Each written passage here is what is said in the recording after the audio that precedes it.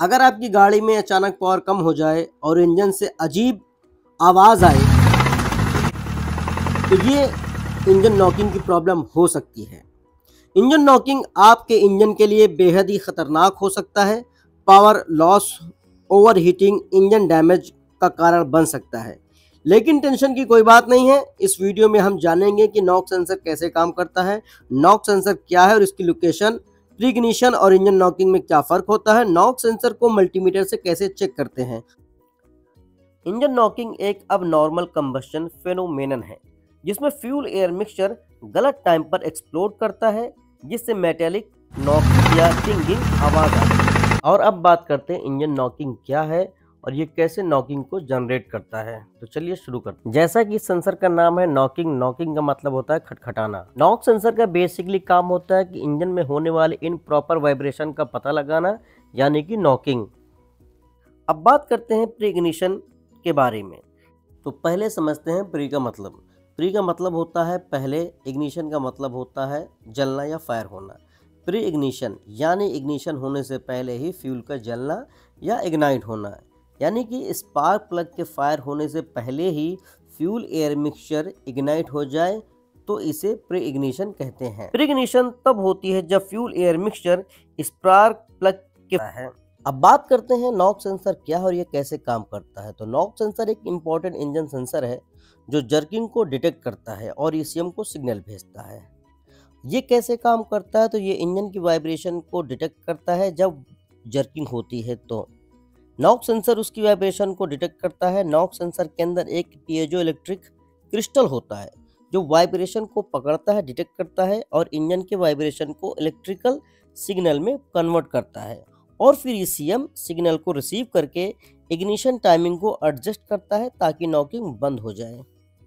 दोस्तों, तो कई लोग ऐसे हैं जो नॉकिंग और प्री इग्निशन को सेम समझते हैं, लेकिन ये अलग अलग इश्यूज होते हैं जो आप इस पैराग्राफ से समझ सकते हैं। पहले नॉकिंग की बात कर लेते हैं। तो नॉकिंग में wrong ignition timing, metallic pinging sound, cylinder और पिस्टन डैमेज, और इसका सोल्यूशन है नॉक सेंसर और ईसीएम टाइमिंग का एडजस्ट करना। और प्री इग्निशन में आता है फ्यूल मिक्सचर स्पार्क प्लग से पहले ही इग्नाइट हो जाना, सडनली पावर ड्रॉप होना, साउंड ना आना, स्ट्रीम ओवरहीटिंग, पिस्टन मेल्ट का होना, ओवरहीटिंग कंट्रोल स्पार्क प्लग का खराब होना। इसका सॉल्यूशन ये है, नॉकिंग में नॉक सेंसर और ईसीएम टाइमिंग को एडजस्ट करके किया जाता है और प्री इग्निशन में ओवरहीटिंग कंट्रोल स्पार्क प्लग को सही करके किया जाता है। तो ये था इन दोनों में फ़र्क। बात करते हैं लोकेशन की। तो नॉक सेंसर इंजन ब्लॉक या सिलेंडर के हेड पर माउंट होता है। इसका प्लेसमेंट डिपेंड करता है गाड़ी के मॉडल और इंजन के डिज़ाइन पर। अब समझते हैं इंजन नॉकिंग और प्री इग्निशन को कैसे ठीक करें। हाई ऑक्टेन फ्यूल का यूज़ करके, high octane fuel slow combustion करता है जो नॉकिंग को कम करता है।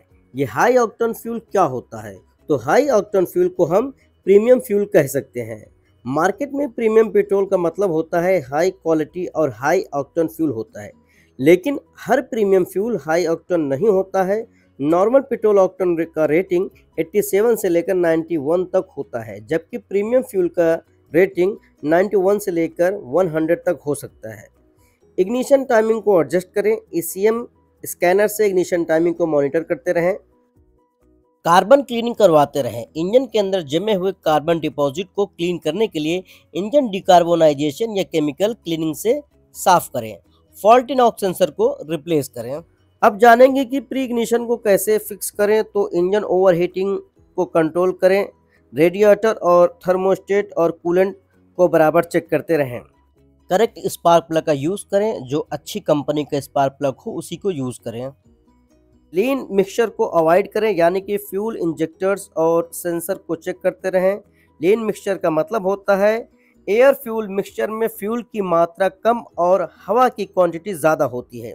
जब इंजन को सही रेशियो में फ्यूल नहीं मिलता है तो वो इनकम्प्लीट कंबस्शन की प्रॉब्लम बन सकती है और इसी ही को लीन मिक्सचर कहते हैं। अब बात करते हैं नॉक सेंसर को कैसे चेक करें।